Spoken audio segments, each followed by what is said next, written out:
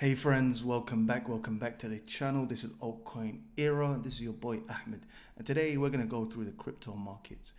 Earlier today I'd done a live interaction, but unfortunately I had audio problems, so I'm going to do it again, and we're going to go through a FOMC meeting and what is happening, how the market interacted. Let's just get right into it and let's go check the FOMC meeting. This is the FOMC meeting. This is the live broadcast. It happened literally now. I've done a full video. It was really good, but unfortunately these things happen. We get technical issues. Jeremy Powell is a very influential man, and whatever he says dictates the entire market. And he is very pivotal in the whole economy. He controls interest rates. People analyze his words time and time again. They reanalyze, they counter-analyze, they look at his body language, and they find out where the market is heading. So we're going to look into what's happening, especially in crypto. At the moment, we don't know if he's going to hold interest rates, if he's going to cut interest rates. What is he really going to do? We don't know. So this is like a live interaction. I did do a video just literally as the moment he was speaking. I've done a live interaction, but unfortunately due to audio problems it couldn't happen. So let's tune in and let's find out what is going on. My colleagues and I remain squarely focused on our dual mandate to promote maximum employment and stable prices for the American people. The economy has made considerable progress toward our dual mandate objectives. Inflation has eased substantially over the past year, while the labor market has remained strong. And that's very good news. But inflation is still too high. Further progress in bringing it down is not assured, and the path forward is uncertain. We are fully committed to returning inflation to our 2% goal. Restoring price stability is essential to achieve a sustainably strong labor market that benefits all. Today, the FOMC decided to leave our policy interest rate unchanged and to continue to reduce our securities holdings, though at a slower pace. Our restrictive stance of monetary policy has been putting downward pressure on economic activity and inflation, and the risks to achieving our employment and inflation goals have moved toward better balance over the past year. However, in recent months, inflation has shown a lack of further progress toward our 2% objective, and we remain highly attentive to inflation risks. So here he sounds very hawkish. So the markets went down initially. So the markets went down initially, and as a result, they went down in the beginning. So let me show you the hourly candle. So initially they went down. It started here at 7:30, went down, it bounced on this trend line. We wicked all the way up, and we're going to see what happens next. I'll have more to say about monetary policy after briefly reviewing economic developments. Recent indicators suggest that economic activity has continued to expand at a solid pace. Although GDP growth moderated from 3.4% in the fourth quarter of last year to 1.6% in the first quarter, private domestic final purchases, which excludes inventory investment, government spending, and net exports, and usually sends a clearer signal on underlying demand, was 3.1% in the first quarter, as strong as the second half of 2023. Consumer spending has been robust over the past several quarters, even as high interest rates have weighed on housing and equipment investment. Improving supply conditions have supported resilient demand and the strong performance of the U.S. economy over the past year. So the economy is looking bullish. It's looking good at the moment. There's strength in the economy. The labor market remains relatively tight, but supply and demand conditions have come into better balance. Unemployment is looking good, as we all know. Payroll job gains averaged 276,000 jobs per month in the first quarter, while the unemployment rate remains low at 3.8%. Strong job creation over the past year has been accompanied by an increase in the supply of workers, reflecting increases in participation among individuals aged 25 to 54 years and a continued strong pace of immigration. Nominal wage growth has eased over the past year, and the jobs to workers gap has So initially once it happened at 7:30, BTC had a massive pump on an hourly, and the sellers have stepped back into the market and they have dumped BTC. This line is very, very important. This support is very important. This is the hourly. So look at this, huge sellers step back in. FOMC meeting was bullish, to be honest. It was bullish and the market initially pumped. Now the dust has settled. The sellers are coming back into the market. BTC is currently at 5.56%. Narrowed, but labor demand still exceeds the supply of available workers. Inflation has eased notably over the past year, but remains above our longer-run goal of 2%. Total PCE prices rose 2.7% over the 12 months ending in March. Excluding the volatile food and energy categories, core PCE prices rose 2.8%. The inflation data received so far this year have been higher than expected. Although some measures of short-term inflation expectations have increased in recent months, longer-term inflation expectations appear to remain well anchored, as reflected in a broad range of surveys of households, businesses, and forecasters, as well as measures from financial markets. The Fed's monetary policy actions are guided by our mandate to promote maximum employment and stable prices for the American people. My colleagues and I are acutely aware that high inflation imposes significant hardship as it erodes purchasing power, especially for those least able to meet the higher costs of essentials like food, housing, and transportation. We all know this. Inflation is bad news for the entire economy, but it's also good news for lenders and borrowers, to be fair. Now, borrowers is very, very good news because it can erode away your interest. We are strongly committed to returning inflation to our 2% objective. The committee decided at today's meeting to maintain the target range for the federal funds rate at 5.25% to 5.5%, and to continue the process of significantly reducing our securities holdings, though at a slower pace. Over the past year, as labor market tightness has eased and inflation has declined, the risks to achieving our employment and inflation goals have moved toward better balance. The economic outlook is uncertain, however, and we remain highly attentive to inflation risks. We've stated that we do not expect that it will be appropriate to reduce the target range for the federal funds rate until we have gained greater confidence that inflation is moving sustainably toward 2%. This looks hawkish at the moment. This looks hawkish. The market initially reacted bullishly. Initially, it just skyrocketed. I remember it went up by 1%, and now it's down. It's almost down. Initially, it went up. How much? So it began here. So it literally went up by 1.6%, and now we're heading back down. And the sellers are back in the market. BTC also is heading back down. Buyers did step into the market. Let me show you on the hourly, if you can see. So let me show you on a smaller time frame on the 15-minute. So initially, while he was speaking, BTC just pumped. Look how many candles, and it pumped, and now it's heading back down, and all of that buying momentum has gone, and now the sellers have stepped back into the market. There is a lot of volatility when this man speaks, so just bear in mind, let the dust settle, and then we're going to understand where we're actually going, what direction we're actually going to go to. So far this year, the data have not given us that greater confidence.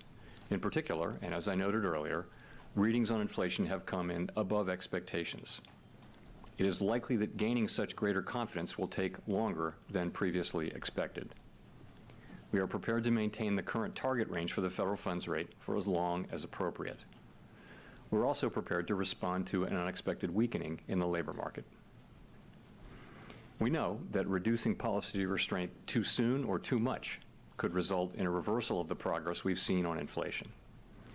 At the same time, reducing policy restraint too late or too little could unduly weaken economic activity and employment. In considering any adjustments to the target range for the federal funds rate, the committee will carefully assess incoming data, the evolving outlook, and the balance of risks.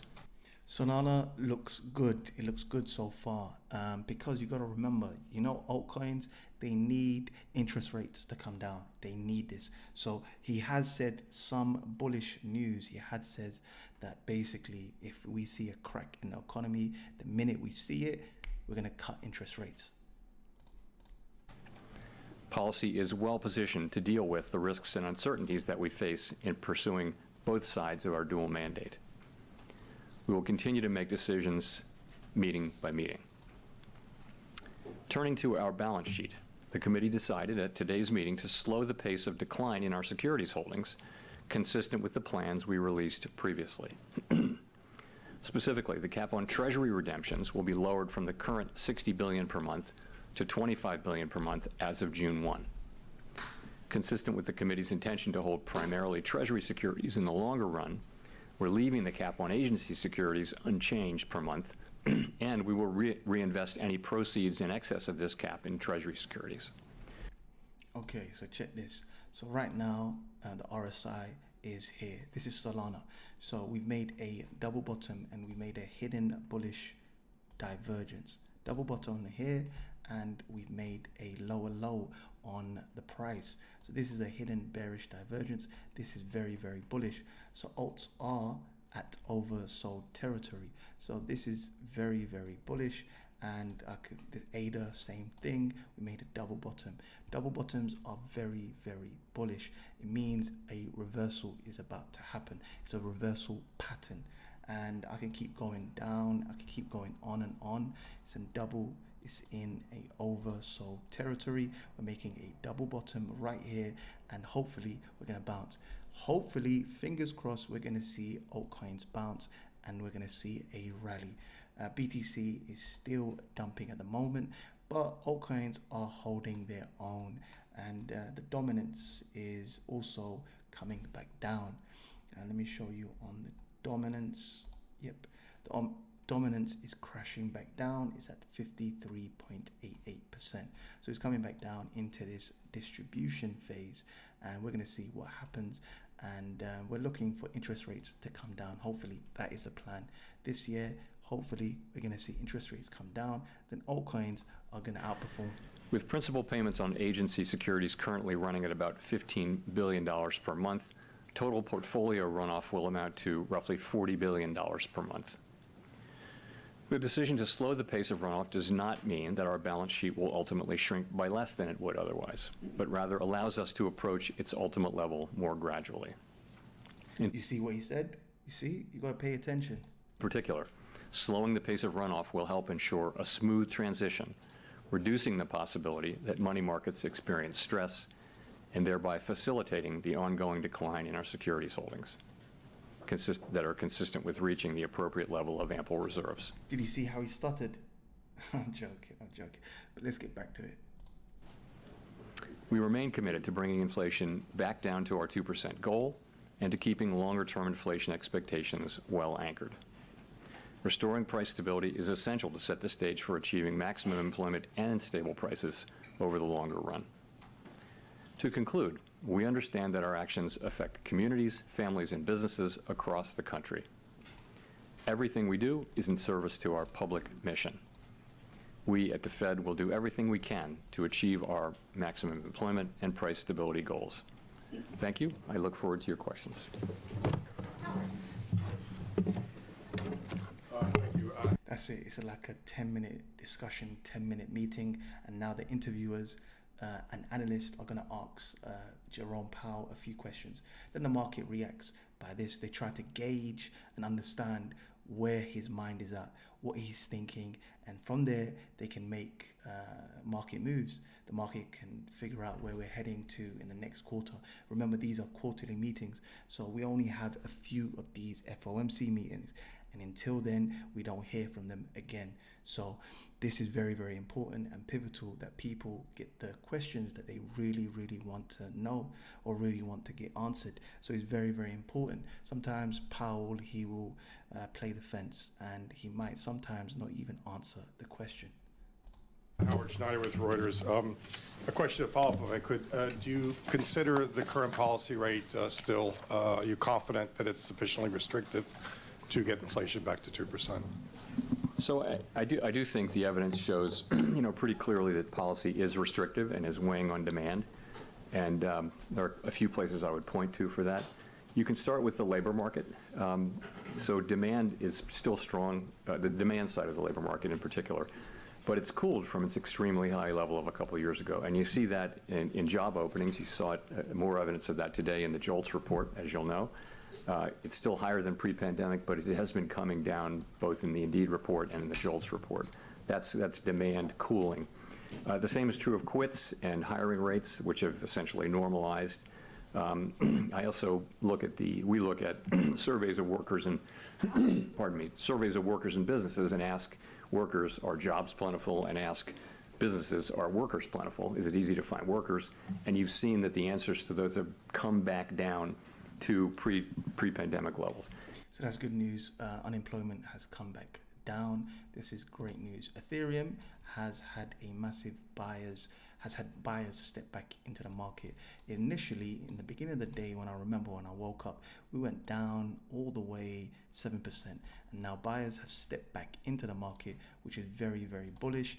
And this means altcoins might rally. So we went up 4.12%. And let's look at the wider market. XRP has a green candle, and as you can see, we made a double bottom, and the RSI is a higher RSI. So that's a hidden bullish divergence. So I think, look at this. We've been oversold for quite some time, and now I think we're going to head back higher. At least see a considerable bounce. The same thing with DOT.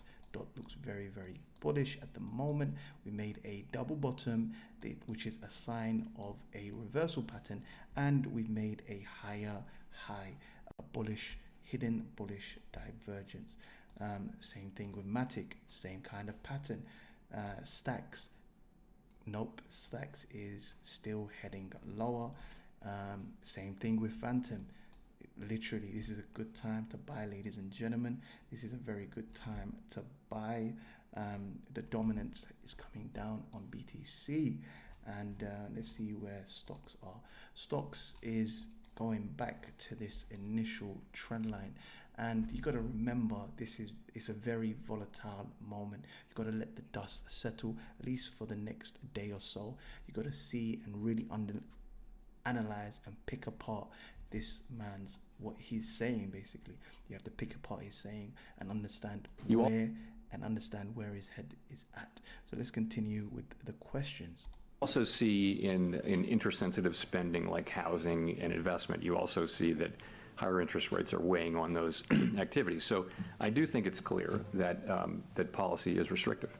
Sufficiently restrictive, I guess.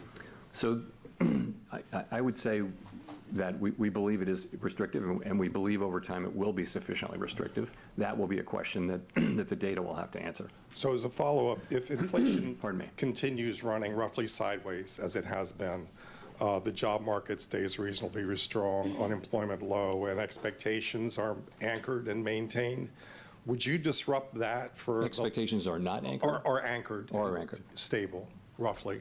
Would you disrupt that for the last half point on PCE? I don't want to get into complicated hypotheticals, but I would say that, we're committed to retaining our current restrictive stance of policy for as long as is appropriate, and we'll do that. Gina. Thanks for taking our questions, Chair Powell. I wonder, obviously, Michelle Bowman has been saying that there is a risk that rates may need to increase further, although it's not her baseline outlook. I wonder if you see that as a risk as well, and if so, what change in conditions would merit considering raising rates at this point? So I think it's unlikely that the next policy rate move will be a hike. I'd say it's unlikely. Our policy focus is really what I just mentioned, which is how long to keep policy restrictive. You ask, what would it take? I think we'd need to see persuasive evidence that our policy stance is not sufficiently restrictive to bring inflation sustainably down to 2% over time. That's not what we think we're seeing, as I mentioned. But that's something like that is what it would take. Okay, so overall he sounds hawkish. Initially it had a massive green candle. We're going to wait for the close and we're going to find out where we're actually going to be heading to. BTC at the moment is making a Wyckoff distribution pattern. We're going to head down lower and ultimately get to this area at 51,000. BTC is going to cool off. RSI is at oversold, but we're here for altcoins, and I think altcoins are going to outperform. I think altcoins are going to do slightly more better. At the moment, ADA looks decent. Solana looks all right. We're really at oversold territories, like literally we're at very oversold territories. So some of these alts have gone down. Large caps have gone down 43%. I think the bleeding has stopped, but who knows? I might be wrong, but for the meantime, we're going to see a bounce. We're making bullish divergences on every single chart, almost every single chart. Total 2 is down, others is up. Like, look at this, others is up and is up by 2.69%. Ultimately, what I'm looking for is for it to come down and hit this resistance. Now, remember, every time we've hit this resistance, we've made huge, massive bounces. Like, look at the weekly. We've made huge, massive bounces. Ultimately, if it comes down to this resistance, we're going to see a huge rally. At the moment, we'll see a bounce in the near future, and this is not the time to panic sell.